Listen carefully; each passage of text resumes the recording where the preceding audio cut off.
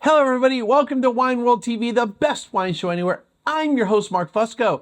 Before we get started, make sure you're smashing that like button and subscribing to the channel. Every like and subscription helps build the channel. Even better, spread the word to your friends about the best wine show anywhere. Do it. Anyway, we are staying in Argentina. I got a lot of wines from there. Anyway, another free sample I got at the end of 2023, so I have free reign to review it however I wish. This time, we are heading into the Tupungato area of Mendoza. The winery is called Sophenia, named after the daughters of the founder, Roberto Luca, Eugenia, and his partner's daughter, Sofia. Roberto founded the winery in 1997, and that's about as much background as we get. They do have over 130 hectares of vineyards on the property. We are specifically in the Gualtieri Valley part of Tupungato. This area has attracted a lot of attention over the years and is a source of some other excellent wines I've had in the past.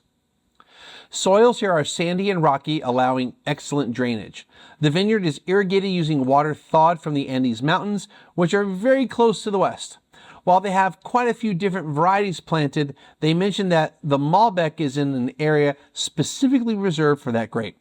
They planted, quote, low productivity clones chosen for their aromatic properties and whose stalks come from the most representative vineyards, end quote, of the region. They are also certified sustainable via the Sostenibilidad Certificada certification. This is a sustainability certification from the Bodegas de Argentina organization. They are the official public organization that represents the Argentine wine industry. All right, and that's about as much as I can glean from their website. The text sheet I got for the wine says that they use organic grapes, plus the extra info I got from the initial email about the sample says they completed their third year of organic treatment in the vineyards and the winery in 2022. According to the email, this makes them the largest certified organic estate in Gualtieri. However, the label does not mention that, nor is there any mention of that on the winery website. They do have the Bodegas de Argentina certification on the back label, right there. And talk about it on the website. Just nothing specifically about organics. Just to be clear, if you're a winery that has a sustainability cert, you're most likely farming organically. You might be certified organic in the vineyard and or winery for the country you're in, but pretty much all sustainability certs don't require organic certification. Worst case scenario is you do very limited and targeted spraying in the vineyard with non-organic treatments. Also, when it comes to organic certification of a winery, not the vineyard, that's going to vary from area to area and country to country. Outside of the U.S., the most organic certifications pretty much cover only the vineyard and not necessarily the winemaking or the winery or the winemaking process. The U.S.'s organic cert is the most difficult to get compared to others because of the prohibition of the use of sulfites. But that's for all organic products, not just wines sold in the U.S. All right, anyway, being sustainable isn't just about organic farming or organic manufacturing practices. It's also how you operate as a business, and that carries a lot of weight for me personally. Other than that, we don't have a lot specifically about the wine, so let's just get the stats for this wine. The 2022 Finca Sophenia ALTOSUR Malbec, suggested retail price $12.99, from Argentina, Mendoza, Tupungato, Gualtieri. It's Malbec. We assume 100% Malbec. They don't give a percentage. Elevation is 4,000 feet. Soil alluvial. Harvest March and April. Winemaker Joaquin Martin. Fermentation stainless steel with selected yeasts. Aging contact with oak for 4 months. ABV 13.8%. The label says 14%.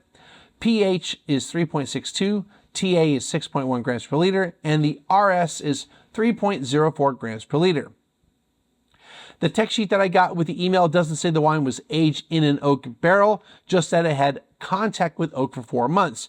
This might mean barrels, but it also could mean that they use an oak alternative. These include using oak staves in a steel barrel or oak chips. There are additional alternatives, but these are the two I encounter the most, with oak chips being the most common from what I understand. I'm not saying they did this, but it was interesting they worded it that way. It could also just be how it was translated. For context, the website has the text sheet for the 2021 vintage.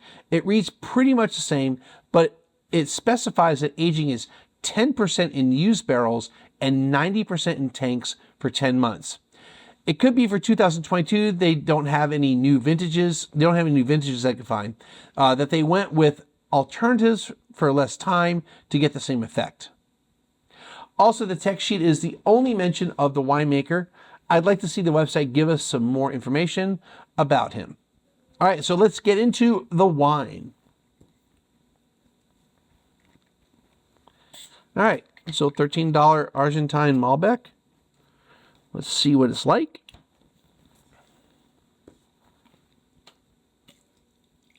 Ooh.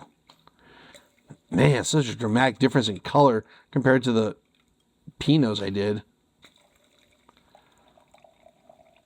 This is like really bright red.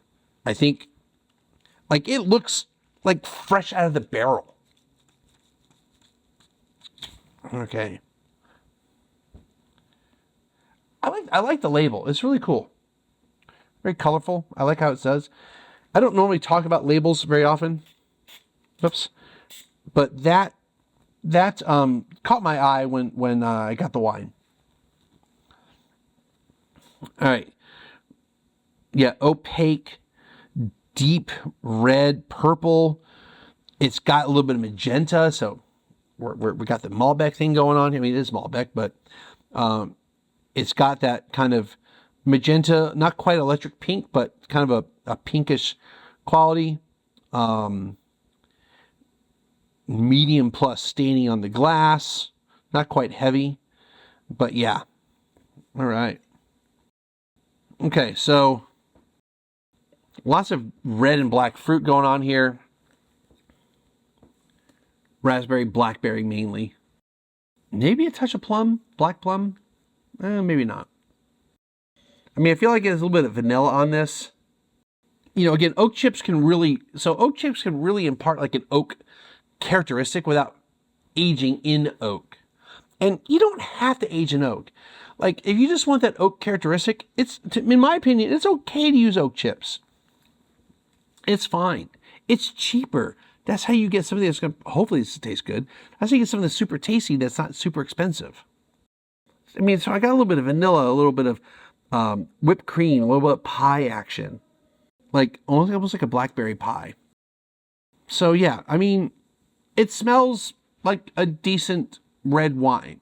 Like, the color might make me think Malbec. But just smelling the wine, I wouldn't be like, oh, this is going to be Malbec, right? It just smells like red wine. Let's try it. I mean, it tastes fine. I sometimes use the term inoffensive.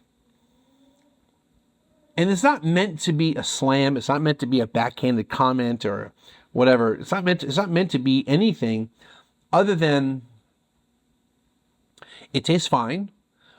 It's not a complicated, I mean, it's not complicated in the sense of like, you know, like it's noteworthy. I'll put it that way. It tastes fine. It's a $13 bottle of wine.